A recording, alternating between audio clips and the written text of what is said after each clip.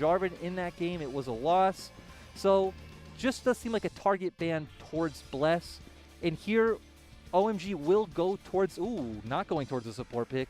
Maybe just locking in Aatrox for some stability from Curse. Yeah, looking for a bit of pressure in the top lane, the ability to fight against natural 1v1. But no, they've just, well, actually, I guess Ornn can fight anyone 1v1 pretty much. He's even though he got nerfed slightly in 10.5, still just feels like a powerhouse pick. Yeah, Ornn, he's kind of fallen through the seams in the LPL. We do see him left open a lot. We do see him fall towards the 4 and 5 rotation like we see here. And just stable pick for Curse. You will be able to lane fine against natural. You're just going to neutralize the lane, get your farm, look for the team fights with Call of the Forge God, and everything is good. DMO, though, hovering this Ezreal, it is what I want to see them pick in this comp. You don't really have any good kind of safe options in the bot lane for Gala to scale. You already have a pressure point in your top and mid lane with Zoe and Renekton. Just put something in the bot lane that could play back and farm it up. Gala really wants the Kai'Sa. He's going to go for it as well. Slightly better scaling for the Kai'Sa when it comes to the AP, but I mean, we'll have to wait and see what he's going to go for there. I like the Sylas as well. Thresh will be the final lock-in to go alongside Aphelios, but Sylas, you mentioned Bless. He loves the AP junglers. Sylas, something with good early pressure.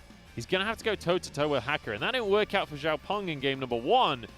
We'll have to see if Bless can do a little bit better on this Sylas pick. DMO's comp really wants to focus around the top half of the map early. Sylas does want to get a few levels under him, but then we should expect to see some skirmishes coming out from Natural and Bless. While you just mentioned, this Kai'Sa will farm up. An interesting thing to mention is Kai'Sa did get changes this patch. She did get pushed more towards, you have to commit towards an AD build or an AP build. Your Q ratio is down, but you do have more missiles. And the upgraded W does much more damage. So it will be interesting to see which way they go with this Kai'Sa pick. Yeah. And the W cooldown actually refunds 70% now if it hits as opposed to 50. So you can kind of spam the Ws out a little bit more. There's a good chunk of AP damage available from that pick. But with a Zoe in the mid lane and a Sylas in the jungle, you have to think maybe they're sort of forced to go down an AD route. Yep, you would expect the AD build to come out. And then moving over to OMG side, when you do have picks like the Echo in the mid lane, Lee Sin in the jungle, we should expect to see some explosive skirmishes coming out this game. You do have a lot of melee picks that do want to jump in there and get into the thick of things. Honestly, for me, looking at this matchup, it's all going to be about Bless. He's now stepped in. He's been subbed in for Xiaopeng, who honestly, Xiaopeng just couldn't get anything done in game number 1. He was 0-5 by the end of things. Bless, though, with a strong pick in this Sylas. It's a very LPL pick. It's something we're not really seeing much in the other regions. But Bless going to be stepping up to see if he can stop Hacker doing whatever he wants around the map. DMO just looking for a change. They have been struggling throughout the whole split so far, and bringing in Bless just does seem like a breath of fresh air, right? They need something to go right, and maybe this isn't the change that they need, but they need to try something. Only one way to find out. It's time to hit Summoner's Rift and see if Bless on the Sylas can change the fortunes here for DMO. It's 1-0 currently to OMG, who are going to be over on the red side this time around. DMO certainly are going to be up against it. Coming on through here. OMG once again. We've got Icon in the mid lane on this Echo. I'm excited to see, because we've talked about Icon already. When he gets on these more stylish picks, it's great to see what he can achieve. The thing I like about this Echo pick is it means we should see high action. When you're playing a melee versus range matchup, we should see Hacker more towards the mid lane, getting this 2v2 pressure, and Echo is a great diver with that ultimate. We can see strong bot lane dives coming out this game. RoboKernel actually thinks DMO has the advantage here. Gave him a 53% chance. So the statistics would suggest that DMO have the advantage. I'm not sure I agree with that one, though, this time. The thing about DMO's comp that I like is in LPL, I think simplicity is better. You do have a very strong front-to-back team fight with your Zoe and Kai'Sa. Natural and Mark up in the front just tanking damage. It's very straightforward, right? We walk at you, our tanks go in, our carries do damage. And it's great to see as well because, as you mentioned in game number 1, that's what we like to see from DMO. That's the classic DMO sword and shield style. Big guys in the front, small guys in the back, dishing out the damage, front-to-back team fighting. Yeah, and another thing to highlight is Gala taking Hail of Blades on this Kai'Sa. We don't typically see this rune. It is more of an early game burst rune, getting off those 3 autos, being able to get some strong trading in the laning phase. It's almost like the rune version of Sword of the Divine, right? It's this huge amount of sudden burst, sudden damage that you can pull off in a trade, in a 2v2. Gala, though, getting flayed on back. One of the big issues you're going to have is, unless you can kill in that burst, you're not really going to get it to stick against the likes of an Aphelios. I think I would have liked to see more of the press the attack or some scaling rune where we did just say that DMO's team composition does want to play more towards the late game. Perhaps we can still see some late game strength from them, though. Oh, Sleepy Trouble Bubble. Xiaowei just going to get a small amount of damage in. Can't really follow up with the full Zoe damage. That'll be coming later on in the game once he does hit the level 6. Echo versus Zoe, we expect to see Echo get poked out in the early laning phase. Once he does get that first reset, comes in with some items, he will be able to push that lane and just kind of look for plays in River and on side lanes. Something we alluded to earlier when we were talking about this matchup before the series had started is that OMG, this is an organization and a roster, or not a roster, sorry. This is an organization that's been around the LPL for a very long time now. When you think back to 2014 OMG, they were a single game away from getting to the World Finals. That's the squad that you think back to with Going, with Loveling in it, even with Cool during the regular season. That roster obviously got changed up. They had a bit more weakness in them for the next couple of years. And then 2017, again, we had a really strong roster from OMG with SMLZ in the lineup. Now SMLZ's back. Let's see if OMG can keep the style and strength that they've been looking for as Hacker moves to the top lane, gets the kick onto Natural. Natural walking off to his turret, and I think he'll get away with his life here. Volcanic Rupture not going to hit. OMG do like to play around top side. We talked about that earlier. Lee Sin Ornn isn't typically the duo you would think of for playing for that top side. Maybe a bit of the nerfs showing through on this gank, though. We did see Ornn get some small nerfs to his brittle damage. Yeah. And that was just enough maybe to secure that kill onto Natural. Yeah, Natural walks away on sub 100 HP, so perhaps that nerf was literally what saved him in that situation. But now we're seeing this modern iteration of OMG. I'm excited for what the future can hold for this roster, because it does finally feel like they've got a bit of style back. They've got a little bit of flair with them. Like you were referencing with earlier iterations of OMG, they were for a long time known as this team based around players like Going. For a long time was known as the best top laner in the world. Players like Cool have been a staple in LPL for such a long time. In around 2018, where they did lose a lot of these key players, they struggled to find stability. They were a rotating door of players, like we mentioned in the first game. They had 3 junglers, 3 supports, and getting anything going was hard. It definitely feels like, what you mentioned junglers especially. Hacker has been the medicine that OMG have been prescribed, and it's working wonders for them. You saw it in game number 1 of this series especially. He really showed Xiaopeng who this jungle belonged to. So far, it's now going to be down to Bless to see if he can match up. OMG looking, ooh, big trade coming out. Good stun from Icon here. Not really able to get too much damage to stick to Xiaowei though, and the Trouble Bubble means that Xiaowei comfortably wins that trade. Game 1, we saw Icon on point with those skill shots and those Sleepy Trouble Bubbles. Xiaowei showing that he is proficient on this champion. Yeah, he knows how to do this one, but Icon's hit level 6 now, and that is certainly a massive power spike for Echo. Maybe he's got the dueling power available now as Hacker wants to contest this dragon. I don't know if he's going to be able to find a way in. Sonic Wave going to land onto Bless, not onto the dragon itself. Goes for the smite, can't get it, but there's a lantern coming out from Cold. I want to show some respect for OMG there. What a clean, ballsy play for them trying to execute. But we did see the benefit of Xiaowei poking out Icon there. DMO being able to secure a dragon off of that.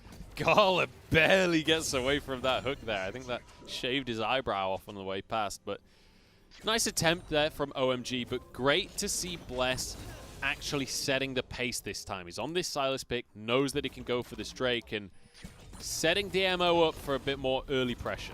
Yeah, Another thing we need to keep our eye on this game is, again, we talk about the Blade of the Rune King buffs. Yeah. We've seen some Renekton's taking Blade of the Rune King in solo queue, especially when you think of the likes of an Ornn, a tankier target, that 12% HP damage will be very useful. Yeah, and you could see double longsword in his inventory as well.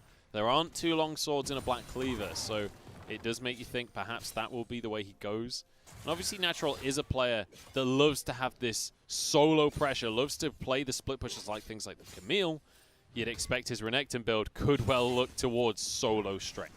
Yeah, Natural winning this lane matchup should be expected. Renekton against Ornn. Natural also is a very strong laner, sometimes being a bit too volatile, opening himself up to early game ganks like we saw against WE, where he just fell so far behind early on the Camille, it was really hard for him to do anything for the rest of the game. But we have had really highlight games from him as well. When we think of the Camille, you got to think back to week 1, actually pulling off a 1v3, I guess 1v1, v1, v1, but you know, we've seen highlight moments from him, and 2 games in a row now, he's the one with a CS advantage during the laning phase. You do hope that he can pull something off in this second game. Right now, we are seeing both teams kind of hover towards the top side. Oh, the flash from Icon. He wants to all in onto Xiao Wei. Hackers here. Flash from Xiao Wei. Double flash, in fact. As he sprints down into River, Mark's going to be here to escort him out of the play. Icon going for that all-in when his support was hovering towards the mid lane. We did also see Mark around there, as this is the 8-minute mark where teams will swap for this Herald. I do expect us to see a fight here, as Natural does have priority in the top lane. An 8-minute mark roam at the 8-minute mark.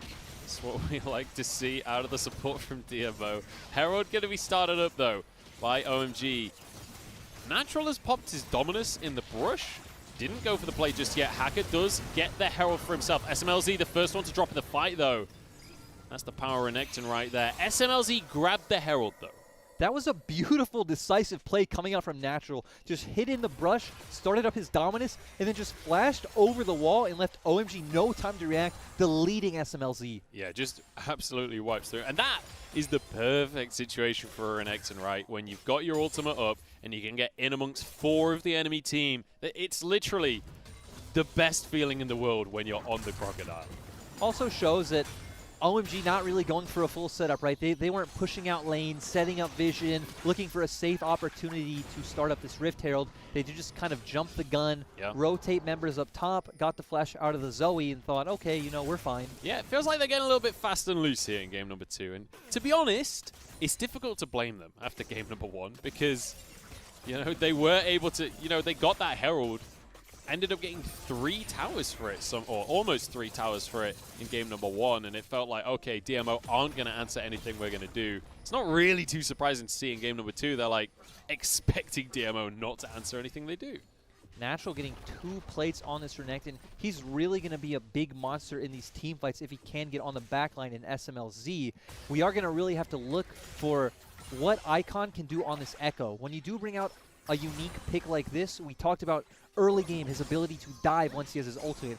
He has his ultimate, he has pressure in the mid lane. Now, how can he use this to help get OMG ahead in snowballing? Yeah, and you can see that he was already trying to achieve that as well, going for the flash play onto Xiao Wei right towards the start. Obviously, the issue with going for a flash play against Zoe is you do give Zoe a flash automatically with the Spell Thief. She can kind of just run away from the play and then sprint off with her passive movement speed.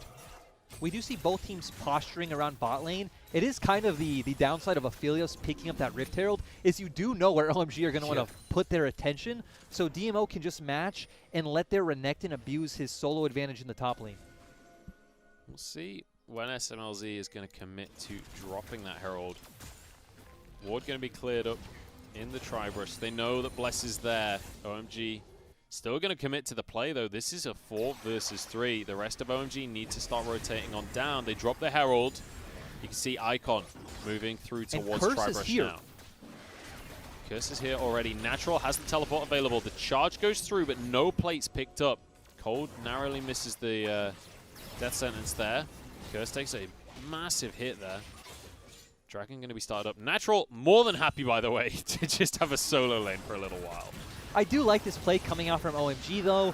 You move Ornn down, doesn't have to blow that TP, is able to now TP back to lane. You get some plate gold in the bot lane, and you are able to pick up a dragon and start scaling on your side. Despite the double longsword, by the way, we do see that Natural still went for the cleaver first. He just used one of the longswords, now has the second one still in his inventory there. So he's just baiting us out. If there was any player we would expect to go for more of a solo queue build and follow Audi from EDG, it would have been Natural. I am a bit disappointed, but Black Cleaver still is very good on Renekton, is very easy to apply those cleave stacks. The extra HP you get from it is always good when you are looking to get onto the back line and get right into these team fights. Incredibly strong item, and obviously just the CDR as well, fantastic for slicing through the enemy team. But now OMG, once again the ones that have started to grab control of how this game is being played. You can see they're the ones to make the Herald play bot after getting the Herald for themselves. They're the ones that get the second Drake. And this mirrors what happened in game number 1. DMO were the ones to get the first Drake in game 1, and then OMG took control. And this game is really going to be light versus dark, fire versus water. OMG funneling all of their golden resources into SMLZ and setting him up to be a strong threat later in the game, while DMO have been solely focusing on getting Natural ahead. And off the back of the Herald play earlier on, it's SMLZ that gets the first tower of the game as well. So bonus 100 gold going into his inventory there. Natural just consistently will continue to win out the trades up against the likes of the Ornn, but that's totally expected. Now, though, DMO looking to make a play up towards the top side. Natural wants to go for the dive. Hacker kicks him back on in. And OMG aren't going to go down without a fight here. Curse dodges out safely. Icon doing a huge amount on the Echo. Can he get his chrono break? The answer is no. Shut down before the ultimate comes through. And it's DMO that are ahead on the play. DMO making the expected play, using their priority in the mid lane and just their strong Renekton in topside to look for this dive. OMG were able to predict it, did bring up members like Hacker, but still ended up being a 1-for-1. Not sure if Icon jumping in for Natural was worth it, but both teams feeling relatively fine. Yeah, I think Icon expected to be able to get his ultimate off there, expected to be able to jump back out of the fight after getting the kill, but ultimately it's a tower that goes down in favor of DMO. Now a TP from DMO as well. Cold going to be the target as Natural uses the turret to slice and dice. Miss on the hook from Cold, but here comes Hacker, and Natural suddenly in trouble. Moonlight Vigil not going to do too much. Oh, the damage is not quite enough. Hacker, less than 10 HP, walks away. Absolutely heartbreaking from the side of DMO. Still great aggressive plays coming out from them. OMG overstepping just a little bit, using that TP from Natural and roam from Xiaowei to hit that damage. Look at the different priorities for these two teams. 640 gold to Natural from DMO, 640 gold to OMG's SMLZ on this Ophelio. So you could see the different styles of these compositions coming through. Yeah, it does go against what we talked about with DMO of them really wanting Gala to be this late game team fight carry. It was kind of shown with him going Hail of Blades in the early game, and you, of course, rushing this Renekton in the draft. So it really is just going to come out to who can execute better. That's ultimately what it often comes down to here in the LPL. I think of any region in the world, this is the one that's most down to individual plays across the board. Quite often we see teams neglecting things like side wave pressure and just going to try and force a play. If there's one thing RNG has taught me about LPL is that your draft doesn't matter. If you are the team making better plays on the map, you will win this game. I think that is a resoundingly correct statement here in the LPL. And now DMO, they're the ones starting to make a map play as they clear vision towards this Herald on the top side. Curse, in the meantime, will finally finish off that turret and even things up a little bit. OMG actually going to be ahead in turrets because they got the tier 1 in the bottom lane earlier on. Yeah, and OMG now looking for these resets. Oh, but Ornn cancels. We should expect both teams to set up for this Drake right now. Whoever backs, buys wards, get their items, and gets on the map first should be the team in a good position to take this team fight. Icon wants to contest for this scuttle, and he will be able to do so. Now looking for Gala as well. Forces the killer instinct. In talking about this next Drake, both teams want to play very differently. We talked about the front-to-back team fight coming out of DMO with your Zoe and your Kaisa, to where we really want to see Icon get on the backline for OMG. Natural going to be starting this Herald up as Bless going to join him, and looks like DMO have decided they are going to concede this Drake. And important to mention, it is going to be the Infernal Soul. Huge damage, and especially when you've got things like an Echo, things like an Aphelios, that's going to scale exceptionally well. Yup, Infernal Soul, everyone wants it. Just going to be huge. Both teams can't ignore Dragon after this point. After Icon did chunk out Gala in the earlier fight, did seem like DMO said, okay, we don't need Dragon. Let's get Rift Herald and continue this snowball for Natural. Hacker, he's going to be the one taking the chickens this time. As Bless going to be over towards the top side, clearing away his jungle. Bear in mind, Bless does have the Herald in his inventory now, so the question will be where he looks to force the issue with that objective. Both teams right now just kind of slowing it down. We don't have any priority objectives on the map. It should just be Renekton collecting farm in one side, Icon collecting it in the other. Both teams going to try and use their pressure and bring it towards the mid lane. We do want to see if OMG will be able to defend this bot side turret. They really don't need to, and I don't expect them to. But for the next 4 or 5 minutes, you shouldn't have much action going on in the game. Bless having to use the hijack there. I guess it was just about to run out. For a split second, I thought it was SMLZ that had used his ult. I was like, what? What is going on? But obviously, hijack.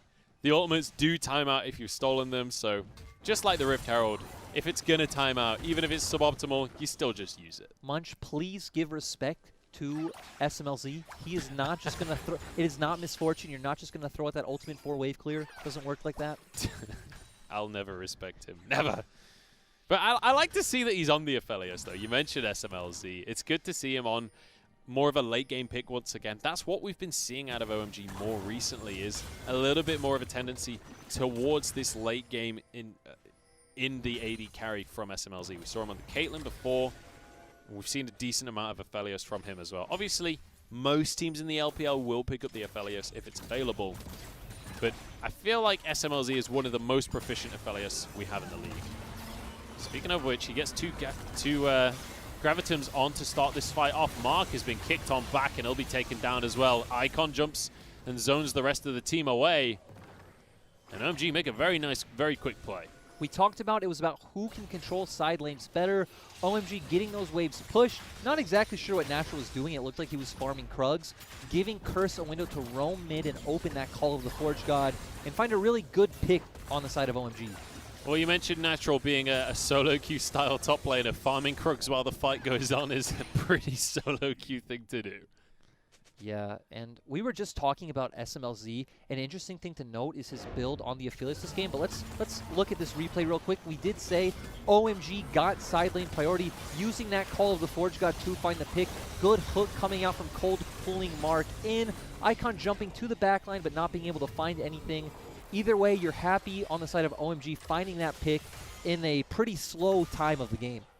Yeah, and you could see Icon got 2 stacks of his Z-Drive Resonance onto the likes of Gala. I think one more auto maybe would have finished the job, but there was a big old shield on Gala from his Killer Instinct. So I think Icon deciding it wasn't worth risking suicide for. Speaking of which, Gala has an Icon on him once again. But it's just going to be a little bit of pressure, as it looks like OMG starting to set up for a 1-3-1. Yes, and this is one of the awkward things about when you have a Zoe and a normal ADC in your comp, is there's no one who can really safely go and farm side lane against the likes of an Echo. He is going to play pretty close to tower, though, so he will be safe. But this damage coming from the Crescendum. Crescendum plus Calibrum is so terrifying. Xiao Wei gets another auto over to him. Bencham keeps him safe. SMLZ knows how to pressure on this champion, knows the turret will really set you up, but this Herald just dropped in mid lane. I mentioned it earlier, when it does start to time out, you just got to drop it in a lane. It's really not going to work out. And the side lane control coming out from OMG. I'll slow it down, but OMG can't find anything. The side lane control coming out from OMG is really suffocating DMO and not giving them many options to use that Rift Herald, look for plays on the map, or just find a pressure point. And the control that's coming out from OMG could lead them to a 3rd Drake here. It's going to be up in 30 seconds. And a 2nd Infernal Drake. Certainly is going to make Icon a lot stronger in these 1v1s when he's trying to find kills onto the likes of Gala. He's close to finishing the Lich Bane as well. Yes, a big thing to keep an eye out on is SMLZ doesn't have the ultimate on the Aphelios for this team fight. We do see Icon pressuring this top turret, so I want to see if he can find a good flank. We do see OMG having a ward on the Raptors behind Dragon Pit, so that's what we want to keep an eye on going into this team fight. Icon has his teleport available, but DMO, they're going to start this Dragon off regardless. Icon just getting free damage onto the tier 2 there. Xiaowei with a nice trouble bubble, but he can't follow up. In the meantime, SMLZ happy to tank up the mid lane tower just to grab that objective. OMG deciding it's time to trade. We keep setting up these team fights, Munch, and the teams just keep saying no. Pretty good decision coming out from OMG. You get 2 turrets for 1 Infernal Drake. Sure, you'd be 1 off from the Infernal Soul, but maybe Aphelios not having that Moonlight Vigil just kind of dissuaded them to say, hey, let's get some more gold onto our carries. We can go for this later. Yeah, and also having those extra turrets down, especially the mid lane tier 1, is going to open you up to have more control when it does come to the next Drake in 4.5 minutes. But Baron is on the map as well, and I feel like I have to give this disclaimer. Every Aphelios game, if he's got Crescendum, they can just rush that down. And let's take like 10 steps back when we were trying to talk about the Aphelios build. He did go for Essence Reaver into Runon's Hurricane, which makes sense. You don't have really any wave clear, but that damage, that gold going onto SMLZ, this is what we were talking about, both teams focusing opposite sides of the map early. Mark just warded it, didn't spot them, but then he walked on in, and we'll see them. Bless gets a 3-man Call of the Forge God. Nicely done there. In the meantime, Icon in a 2v3 right now. Xiaowei wants to try and finish the kill off, but Curse knocks him up, forces him away. Yeah, we will have to wait and see if we get a replay on what happened in the mid lane, because does look like Icon over-aggressed and got picked out by Xiaowei and Gala. Him having to flash out and leave that teamfight means that OMG can't re-engage off the Call of the Forge God. Curse happily going to block this paddle start. He is obviously practically invincible already on the Ornn. Is DMO now just going to group up mid and try and force a play? This is what we saw out of OMG in game number 1. Switching of roles, but no dive going to come through from DMO. Like we were saying before, for the third, but we're finally getting that replay. Does look like Icon just walked a bit too far forward, caught out, forced to blow the ultimate and the flash, so not able to follow up that Call of the Forge God, but still, OMG don't lose anything. Yeah, looking for the 1v1, but you've always got to respect the killer instinct from Gala. He will be able to dive across the map to get into the fights. Icon's found a 1v1 onto Natural here, but I guess he's just going to do one rotation of abilities and then zip on out of the fight again. Yeah, right now, Echo versus Renekton in the side lane isn't something that we see too common. He might not feel too good about winning in an extended trade right now. Echo is much more of like a burst champion. Get on, throw your abilities down, back out, wait for the rotation to come back up and get in there again. Yeah, and you have to bear in mind as well, one of the things about Echo is obviously his cooldowns are very short. Unsurprisingly, it's a champion themed around time, right? But you can see his ultimate on the right of your screen, already 2/3 done. Once he gets the 3rd level into that ultimate and he gets max CDR, you'll see that that ultimate has a mere like 30-second cooldown or something ridiculous. Scaling will start coming out from the side of OMG. Another nerf that Ornn got on this patch is that all of his upgrades were pushed back by 1 level, but he is level 14 now, so we will start seeing the item upgrades coming out for OMG. And especially when you've got that Aphelios, the Molten Edge, such a huge power spike for him. OMG, the Colonel's changed his mind. He was saying 53 for DMO earlier. It's very much gone the other way, despite the fact that the gold lead only 2,000 as of the 25-minute mark. This is when OMG won game number 1. OMG had a really strong and clean performance in the first game. Did look like they didn't exactly know how to translate that pressure from Icon into the side lanes. And DMO, of course, just have a really strong matchup in the top lane, and we're able to hold off the game through that and get to this state. So, the Colonel is favoring OMG right now. I feel like I'm favoring OMG as well. Jordan, talk me through this. What can DMO do here? How did they find themselves a win in this series? DMO will always have the ability to group up mid as 5 once an objective like Drake or Baron is up. So Drake will be up in 50 seconds. We want to see them group up get vision as a 5-man deathball unit, go into river, and again, play these front-to-back teamfights, abuse the poke coming out of Xiao Wei and Gala's W. We saw in that mid lane siege how much damage Xiao Wei was doing with the Paddle Star. See if they can set up for the grouped up play in the mid lane. And it's what we saw OMG doing when they had the Zoe pick on their half of the board. And we have mentioned the scaling. Oh, here we go, actually. TP coming on in from Icon. He wants to make the play, and Mark has found himself very alone. Does get the flash out to safety. Huge damage out from SMLZ. Calibrum, just such ridiculous range. Clearing away the ward. 5 seconds until that Drake spawns. A lot of ults used, though. Yeah, Gala got way too low. DMO are going to have to give up this dragon. And the thing that's really funny to touch on with how this game is going in particular is usually DMO is the team that picks like a flanking team fight where you have a 4-man core and one person coming in on the back end. And OMG picked the front-to-back team fight, but they swapped this game. Swapping things around. And Icon so far on this Echo, not really finding these huge team fight impacts that we've been hoping for. But considering the fact that we've not really had many team fights, it's not all too surprising. But the thing about the Echo pick, you always have to just consider that any single moment he could pop off and just find a triple. And that's what we just saw. We saw OMG have great vision into DMO's bot side jungle. Even just the threat of an Echo flank on that TP, DMO has to start peeling off because he's such a strong backline threat. Molten Edge in the inventory of SMLZ already. So he's going to be hitting real hard with the 3 crit items finished. He's also got himself the QSS just in case a trouble bubble does land. You can see he's running the heal, not the cleanse. Cold though, gonna face check, and DMO are just waiting for that to happen. Does have a stopwatch. It's not gonna keep him alive for long. Moonlight Vigil onto 2, Blessed down to half HP. But he has his Kingslayer available. Knock up onto Natural and onto Gala. In goes Icon, can't finish the kill. Backs away once again, Xiao Wei doing what he can as Hacker. He's not going to follow the queue. OMG just being a bit greedy. They didn't push out their mid and side lanes before walking into River as a 5-man unit. Ooh, OMG starting up this Baron is extremely risky. Yeah, that would have been bold. 4v5 and you're the ones to start the objective. I don't know how wise that is of a play. We did just use the word greedy for them walking in and getting vision, so them following up with a 4-man Baron is very fitting. Yeah, appropriate play. Might not be the right play, but it's appropriate for the squad. Here we go, Icon moving towards this mid lane to try and deter the pressure. It's coming out from the side of DMO, and they will be able to do so, just clearing out this minion wave. And Curse, we already mentioned it, with the 2 upgraded items on the Ornn, he's an absolute brick wall. Yeah, it's going to be very hard for the side of DMO to get damage onto this Ornn. Luckily, you do have a Kaisa who has great scaling damage into the late game. Natural being able to slice and dice out of there.